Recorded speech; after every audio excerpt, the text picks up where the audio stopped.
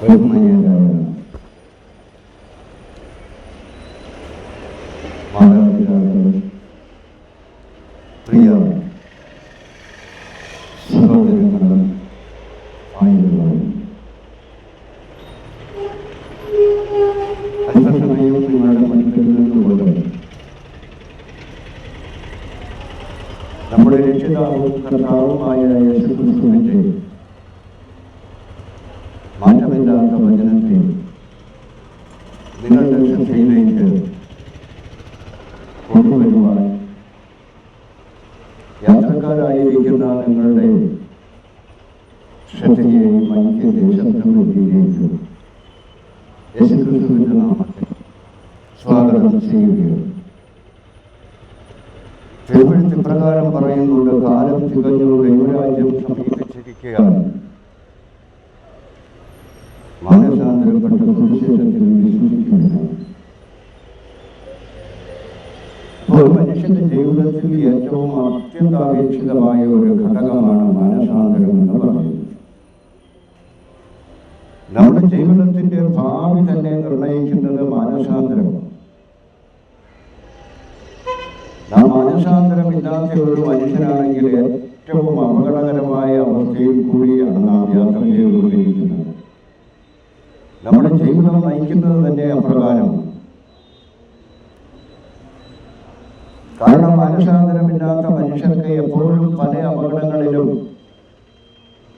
ചെന്നപ്പെടുകയും അതിൽ നിന്നൊക്കെയും തങ്ങളുടെ സമ്പർക്കം അല്ലെങ്കിൽ നമ്മളുടെ കഷ്ടപ്പാടിന്റെ പ്രതിഫലം പലപ്പോഴും നഷ്ടപ്പെട്ടു പോവുകയും ചെയ്യുന്നത്. എങ്കിൽ പോലും അവർക്ക് അതിൽ നിന്ന് തിരിച്ചു കയറിപ്പോരുവാൻ വളരെ പ്രയാസമാണ് എന്നുള്ളത് നാം അറിഞ്ഞിരിക്കേണ്ടത്.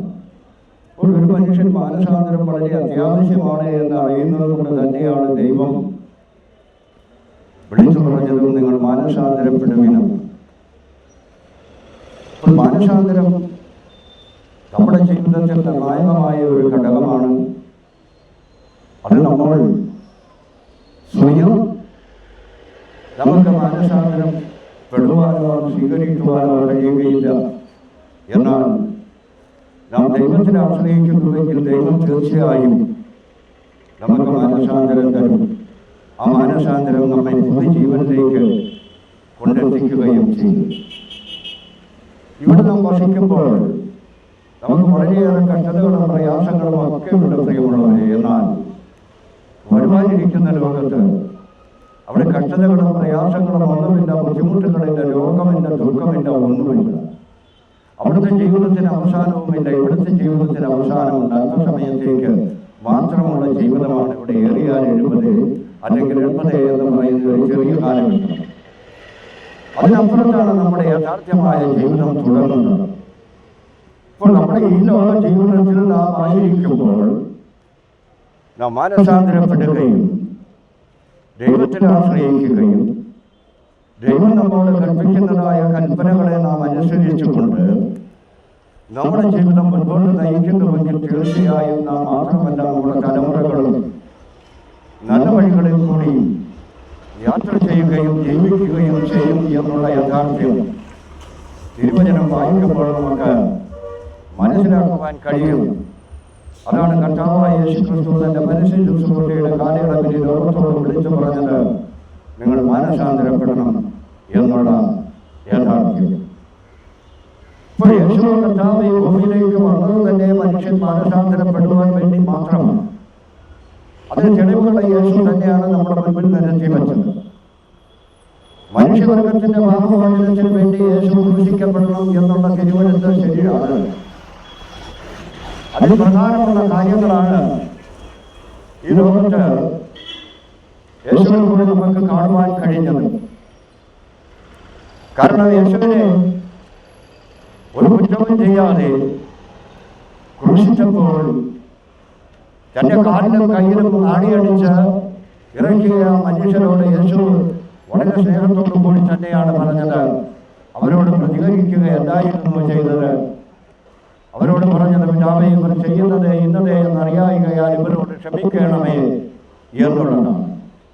ഇതിൻ്റെ മറ്റൊരു വശമാണ് സകല മനുഷ്യരോടും മാനസാന്തരപ്പെടണമെന്ന് പറയുവാൻ ഇടയായിത്തീർന്നു.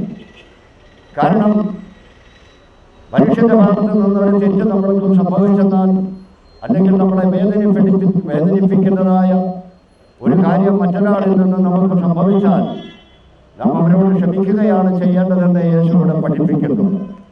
അത് അവരുടെ അറിവില്ലായ്മ കൊണ്ട് ചെയ്യുന്നതാണ് എന്ന് മനസ്സിലാക്കുവാൻ കഴിയും.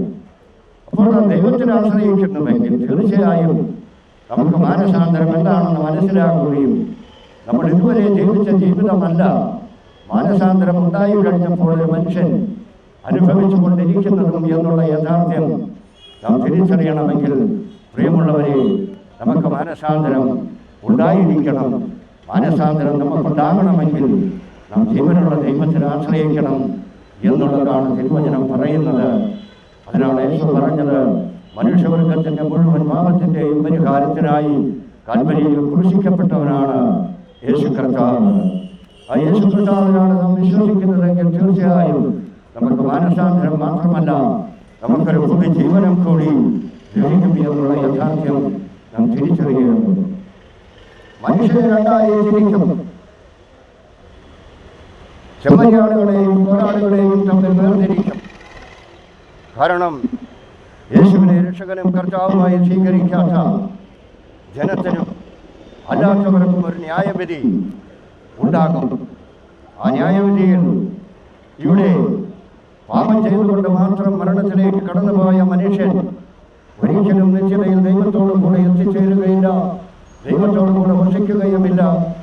എന്നാൽ ദൈവത്തോടും കൂടെ ഒരു മനുഷ്യൻ അവസാനമില്ലാത്ത നാളുകളിൽ വസിക്കണമെങ്കിൽ ആ മനുഷ്യൻ മാനസാന്തരപ്പെട്ട് പാപമോചനം നേടി ദൈവത്തിൽ ആശ്രയിച്ച് ദൈവത്തിൻ്റെ കൽപ്പനകളെ പ്രമാണിക്കുകയും അതനുസരിച്ച് ജീവിക്കുകയും ചെയ്യുമ്പോഴാണ് ദൈവത്തിൻ്റെ അനുഗ്രഹം നമുക്ക് ലഭിക്കുന്നതും കർത്താവായ യേശു ക്രിസ്തുവിൻ്റെ രണ്ടാമത്തെ വരവിൽ നാം അവനോടും കൂടെ എടുക്കപ്പെടുന്നതും അവനോടും കൂടെ നിത്യമായ രാജ്യത്തിൽ അവസാനമില്ലാത്ത മാസം നാം കഴിച്ചുകൂടുകയും ചെയ്യുന്നത്. അപ്പോൾ നമ്മുടെ ജീവിതത്തിൽ, പ്രിയമുള്ളവരെ, നമുക്ക് ലഭിക്കുവാനുള്ള ഏറ്റവും വലിയ അനുഗ്രഹമാണ് നമ്മുടെ കർത്താവായ യേശു ക്രിസ്തുവിൽ കൂടിയുള്ള ആ വിശ്വാസം. അത് റോമലേഖനം 10-ാം അധ്യായത്തിൻ്റെ 9 വാക്യങ്ങൾ വായിക്കുമ്പോൾ അവിടെ നമുക്ക് കാണുവാൻ കഴിയും. യേശുവിനെ ഹൃദയത്തിൽ രക്ഷകനും കർത്താവുമായി വിശ്വസിക്കുകയും വായിക്കൊണ്ട് ഏറ്റുപറയുകയും ചെയ്യുന്ന മനുഷ്യൻ രക്ഷിക്കപ്പെട്ടു എന്നും ആ മനുഷ്യൻ യേശു ക്രിസ്തുവിന്റെ രണ്ടാമത്തെ വരവിൽ എടുക്കപ്പെടും, യേശുവിനോട് കൂടെ നിശ്ചിതയിൽ വസിക്കുമെന്നും തിരുവചനം വളരെ വ്യക്തമായി നമുക്ക് കാണുവാൻ കഴിയും. പ്രിയമുള്ളവരെ, നാം മറ്റുള്ളവരെ നോക്കിയാൽ ഒരിക്കലും നമുക്ക് ദൈവത്തോട് ചേരുവാനോ ദൈവത്തിന്റെ അടുത്തേക്ക് കടന്നു പോകുവാനോ ദൈവം നമുക്കായി ഒരുക്കിയിരിക്കുന്ന അനിത്യതയിൽ പ്രവേശിക്കുവാനോ കഴിയുകയില്ല. കാരണം അനേകരും ഇന്ന് ലോകത്തിന്റെ പിറകെ യാത്ര ചെയ്യുന്നവരും ലോകസുഖങ്ങളെ നോക്കി ജീവിക്കുന്നവരുമാണ്. ധനസമ്പാദനത്തിന് വേണ്ടി അനേകരും ഇന്ന് യേശുവിനെ ഉപയോഗിക്കുന്നു എന്നുള്ള യാഥാർത്ഥ്യവും നമ്മുടെ ജീവിതത്തിൽ നാം തിരിച്ചറിയേണ്ടതുണ്ട് എന്നുള്ള യാഥാർത്ഥ്യം നാം അറിഞ്ഞിരിക്കേണ്ടതാണ്. ആയതിനാൽ നമ്മുടെ ജീവിതത്തിൽ നമുക്ക് ഒന്നേ ഉള്ളൂ, നമ്മുടെ സമ്പാദ്യം സ്വർഗത്തിലായിരിക്കണം, അത് ഭൂമിയിലായിരിക്കരുത്. നിന്റെ ഹൃദയം എവിടെയാണ് ഉള്ളത് എന്ന് തിരിച്ചറിയുന്നത് നിന്റെ സമ്പാദ്യം എവിടെയാണ് ഇരിക്കുന്നത് എന്നുള്ളതാണ്. നമുക്ക് സ്റ്റേറ്റ് ബാങ്കിൽ അല്ലെങ്കിൽ മറ്റേതെങ്കിലും ബാങ്കിൽ ധാരാളം ഡെപ്പോസിറ്റുകൾ ഉണ്ടായിരിക്കും, നമുക്ക് ഇഷ്ടംപോലെ വസ്തുവകകൾ ഉണ്ടായിരിക്കും. എന്നാലും പ്രിയമുള്ളവരെ, നമുക്കൊരു നിശ്ചിത കാലയളവ് ഇവിടെ ഭക്ഷിക്കുവാൻ വെച്ചിട്ടുണ്ട്. ആ കാലയളവ് കഴിയുമ്പോൾ നാം ഇതെല്ലാം ഉപേക്ഷിച്ചിവിടുന്ന് ഒരിക്കൽ കടന്നു പോകും. അന്ന് നമുക്കിതെല്ലാം അനുഭവിക്കുവാൻ തന്നവനായ ദൈവം നമ്മോട് ചോദിക്കും, നിനക്ക് ഇത്രയും സൗഭാഗ്യങ്ങൾ ഉണ്ടായിട്ടും നിനക്ക് ഞാൻ നൽകിയിട്ടും നീ എന്നെ അറിയാതെ പോയത് എന്തേ എന്നുള്ള ആ കുറ്റവിചാരണയുടെ മുൻപിൽ നാം നിൽക്കേണ്ടി വരും. പ്രിയമുള്ളവരെ, അപ്രകാരം സംഭവിക്കാതിരിക്കണമെങ്കിൽ നമ്മുടെ ഈ ലോക ജീവിതത്തിൽ തന്നെ നാം യേശുവിനെ രക്ഷകനും കർത്താവുമായി സ്വീകരിക്കേണ്ടതുണ്ട്. ഇന്ന് പലരും ഈ വിഷയത്തിനായി ഇന്ന് യേശുവിനെ പ്രസംഗിക്കുന്ന അനേകരുണ്ട്. അവരൊക്കെയും യാദൃച്ഛികമായി അതിൽ പെട്ടുപോയതായിരിക്കും. എന്നാൽ അവരെ ശിക്ഷ വിധിക്കുന്ന ഒരു ദൈവമുണ്ട്. അതാണ് ഞാൻ പറഞ്ഞത്. ഇന്ന് നമ്മുടെ കയ്യിലിരിക്കുന്നതായ സമ്പത്ത്, അല്ലെങ്കിൽ യാദൃച്ഛികമായി നമുക്ക് ഉണ്ടായ സമ്പത്ത്, അത് നമുക്കിവിടെ ഒരിക്കലും ഉപേക്ഷിച്ച് പോകേണ്ടി വരും. ആ സമ്പത്തിലല്ല നമ്മുടെ ആത്മാവിന്റെ രക്ഷയിരിക്കുന്നത്. നമ്മുടെ ആത്മാവിന്റെ രക്ഷയോ നമ്മുടെ പാപത്തിന്റെ പരിഹാരത്തിനു വേണ്ടി കാൽവരിയിൽ ക്രൂശിക്കപ്പെട്ടവനായ യേശുവിനെ നാം രക്ഷകനും കർത്താവുമായി സ്വീകരിക്കുമ്പോഴാണ്. പ്രിയമുള്ളവരെ, നമ്മുടെ ജീവിതം ഇവിടെ യാഥാർത്ഥ്യമായി തീരുന്നതും നാം വരുവാനിരിക്കുന്ന ആ നന്മയെ അനുഭവിക്കുവാൻ അതിലേക്ക് ഓഹരിക്കാരായി തീരുന്നതും എന്നുള്ളത് നാം തിരിച്ചറിയേണ്ടതുണ്ട്. ഈ ലോകത്തിലെ സമ്പത്തൊന്നും നമുക്കൊരിക്കലും തിരിച്ചു കൊണ്ടുപോകുവാൻ കഴിയുകയില്ല. എന്നാലും സമ്പത്തിനെ നോക്കി അതിനാശ്രയിച്ച് മുൻപോട്ട് പോകുന്ന അനേകരെ നമുക്കിന്ന് കാണുവാൻ കഴിയും. അവരൊക്കെയും ദൈവത്തെ ആക്ഷേപിക്കുന്ന ഒരു കൂട്ടമായി നമുക്ക് കാണുവാൻ കഴിയും. എന്നാൽ ശിക്ഷാവിധിയിൽ അവരപകപ്പെടും. അവരെ രക്ഷിക്കുവാൻ അവിടെ ആരും ഉണ്ടായിരിക്കുകയില്ല. അവർക്ക് സ്വയം രക്ഷപ്പെടുവാനും കഴിയുകയില്ല. ആയതിനാൽ പ്രിയമുള്ളവരെ, നമ്മുടെ ജീവിതത്തിൽ ഒരു പുതുജീവൻ നമുക്ക് നൽകുവാൻ നമ്മളോട് വാഗ്ദത്തം ചെയ്തിരിക്കുന്നതായ ആ യേശു കർത്താവിനെ ഞാൻ രക്ഷിതാവായും കർത്താവായും സ്വീകരിക്കുന്നുവെങ്കിൽ തീർച്ചയായും കർത്താവായ യേശു ക്രിസ്തുവിന്റെ രണ്ടാമത്തെ വരവ് ആസന്നമായിരിക്കുന്നു. ഈ കാലഘട്ടത്തിൽ അതിനുള്ള എല്ലാ തെളിവുകളും നമ്മുടെ മുൻപിൽ നിന്ന് ലോകത്ത് സംഭവിച്ചു കൊണ്ടിരിക്കുകയാണ്. ഇതെല്ലാം മനുഷ്യൻ തിരിച്ചറിയുവാൻ വേണ്ടി ദൈവത്തിന്റെ പ്രവൃത്തി ഈ ഭൂമിയിൽ സംഭവിച്ചു കൊണ്ടിരിക്കുന്നു എന്നുള്ള യാഥാർത്ഥ്യം നാം തിരിച്ചറിയുകയും ആ ജീവനുള്ള ദൈവത്തെങ്കിലേക്ക് നാം മടങ്ങിപ്പോവുകയും ചെയ്യണം. അതാണ് പ്രിയമുള്ളവരെ, ഇന്ന് ഏറ്റവും അധികം ലോകത്ത് പ്രസംഗിക്കുന്നതായ വിഷയം സമാധാന സുവിശേഷമാണ്. അത് സന്തോഷത്തിന്റെ സുവിശേഷമാണ്. അത് നിത്യജീവന്റെ സുവിശേഷമാണ്. അത് സ്വീകരിക്കുക എന്നുള്ളത് യേശുവിനെ രക്ഷകനും കർത്താവുമായി നമ്മുടെ ഹൃദയത്തിൽ സ്വീകരിക്കുക എന്നുള്ളത് തന്നെയാണ്. നിങ്ങളുടെ ഹൃദയങ്ങളെ യേശു കർത്താവിനായി സമർപ്പിക്കുക. ഇതുവരെ നിങ്ങൾക്ക് ലഭിക്കാതിരുന്ന സമാധാനം, നിങ്ങൾക്ക് ലഭിക്കാതെ പോയ സ്നേഹം, നിങ്ങൾക്ക് ലഭിക്കാതെ പോയ സന്തോഷം, അതെല്ലാം നിങ്ങൾക്ക് ഇവിടെയും ലഭിക്കും. വരുവാനിരിക്കുന്ന ലോകത്തിൽ ദൈവത്തോടു കൂടെയുള്ള വർഷവും നിങ്ങൾക്കുറപ്പായി ലഭിക്കുമെന്ന് ഇപ്പോൾ ഞാനിവിടെ വിളിച്ചു പറഞ്ഞുകൊണ്ട് എൻ്റെ വാക്കുകൾ ഞാൻ അവസാനിപ്പിക്കുന്നു. കർത്താവായ യേശു ക്രിസ്തുവോ നിങ്ങളെ ധാരാളമായി അനുഗ്രഹിക്കട്ടെ എന്ന് പ്രാർത്ഥനയോടെ എൻ്റെ വാക്കുകൾ ഞാൻ അവസാനിപ്പിക്കുന്നു.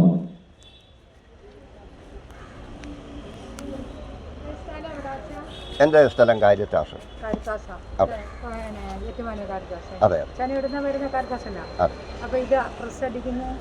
അത് എൻ്റെ ഒരു ആത്മീയ സുഹൃത്തുണ്ട്. അദ്ദേഹം എനിക്ക് ഇങ്ങനെ അച്ചടിച്ച് തരും. സിസ്റ്ററുടെ വീട് എവിടെയാണ്? ഇവിടെ എന്തിനു വന്നതാണ്? ആണോ?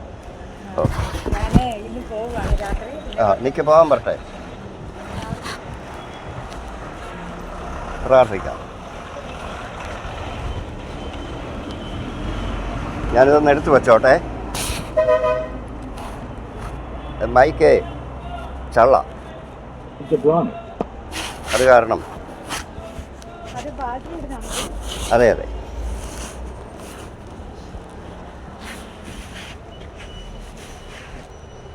ഞാൻ കേരളത്തിൽ എല്ലായിടത്തും പോകുന്ന ആളാണ്. അല്ല, ഇവിടെ തന്നെയല്ല.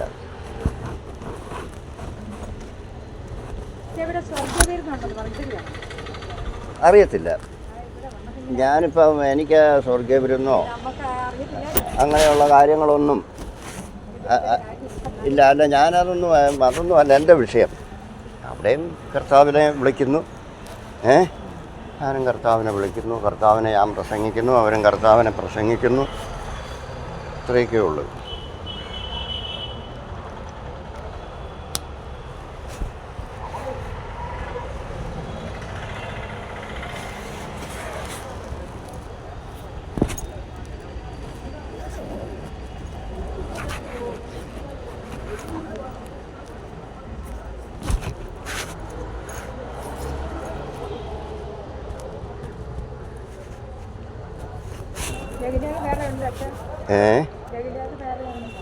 ഉണ്ട്.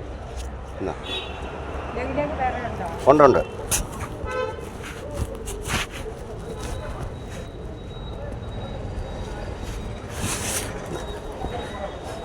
പ്രാർത്ഥന.